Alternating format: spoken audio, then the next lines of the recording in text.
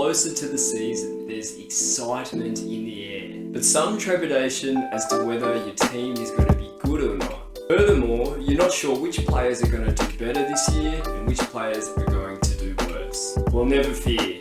I've crunched the numbers, I've done the analysis, I've watched the games and formulated an opinion so you don't have to.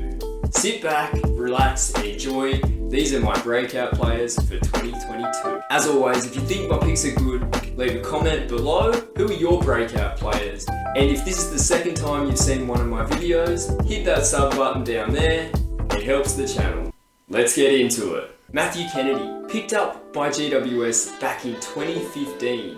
He was always supposed to be an inside mid, but his body let him down. Kennedy had injury interruptions for most of his career thus far, but he looks good to go. Did anybody watch the Amy Community Series match? Kennedy had 37 disposals with 9 clearances and 9 score involvements. With Sammy Walsh out, it's his time to show the comp just how good he can be. Back in his draft year, he was compared to Luke Parker with his ability to go forward and take a mark, as well as how good he is on the inside winning contested ball. I'm keen to see what this year brings for Kennedy and for Carlton. Tarryn Thomas, could you believe that he didn't play football until he was 13? He was always a prodigious talent. He played for the Penrith Panthers NRL development side. He eventually moved down to Tasmania, and at 13 years he had his first game of AFL. It's his 4th year in the AFL this year, and North Melbourne look to be moving him into the centre more.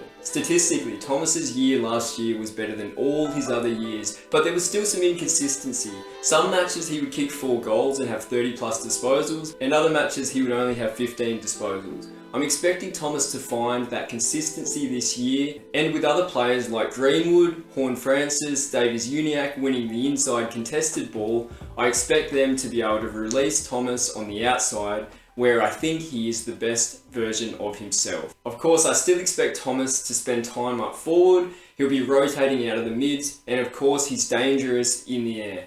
Isaac Heaney. Isaac also came from a rugby league background. He just signed a 6-year contract. Every year articles come out and say Heaney will be playing more midfield time this year, but this year I think is the year. I think Heaney is a genuine Brownlow chance if he spends most of his time in the midfield, as well as keeping his body injury free.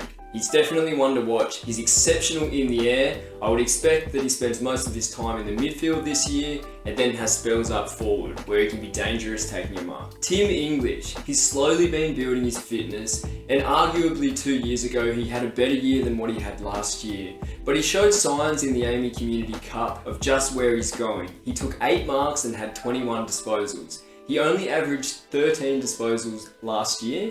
And there are parts of his game that I know the Western Bulldogs are keen to develop, particularly when he goes forward, making that contest and sticking the marks and hitting the scoreboard. I think this is the year where he's going to show just how valuable he is. Bobby Hill, maybe a bit of an obscure one. He'll be looking to get some more consistency and continuity in his game. Toby Green out for the start of the year. I think GWS have a spot for a mercurial forward who can turn a game. Hill might not get the most amount of disposals, but he has an ability to turn 50-50 chances into goals or scoring opportunities for his teammates more than other forwards. He's exciting to watch, and I expect him to grow into himself as a player this year. Jordan Clark. He moved away from Geelong to Fremantle to get more game time. He averaged just over 12 disposals with Geelong and already showed how important he will be for Fremantle's backline, getting 24 disposals in the Amy practice match. Working with youngsters like Chera and Young off the halfback and maybe having spells in the middle, I can see him being very important for the Dockers this year. Jack Lukosius, defender turned forward. In the Amy practice match, he had 3 goals and 5 score involvements. He has predominantly played in the backline. He's not necessarily known for his goal kicking at AFL, but certainly showed in the sandful that he can kick goals. I expect that Dew might put him forward this year, and the AFL will see just how good he can be. Hugo Routh-Smith. for the Tigers. He has an iconic mullet on his head and only played 6 games this year. He'll be looking to cement his spot this year. He has talent around him like Liam Baker and Castagna to learn of. I think this year he'll be showing his craft as well as how much he's developed in the off-season. I expect him to be in the Tigers' best 22 and kick plenty of goals this year. Archie Perkins. Bombers fans would have been pretty happy with Archie last year. Standing at 188 centimetres and 80 kilos, he has a body that's fit for the midfield but can also play tall up in the forward line. With a full pre-season under Archie's belt, in his second season, he's going to play more midfield time as he did in junior footy. Archie showed a disposal efficiency of around 65% towards the end of last year, which shows that he's become accustomed to the AFL's speed and pressure. Coupled with that, in the Amy match, he had 6 inside 50s as well as 5 scoring involvements. Essendon will certainly be happy if Archie can deliver the ball to their forwards this season. Noah Anderson.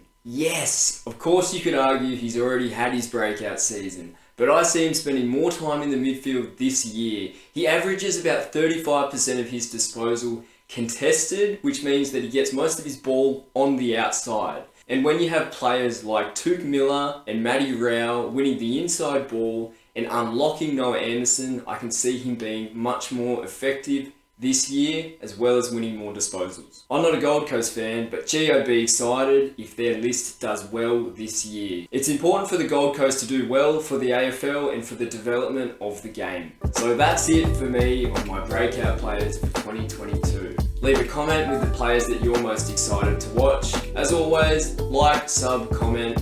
Peace out.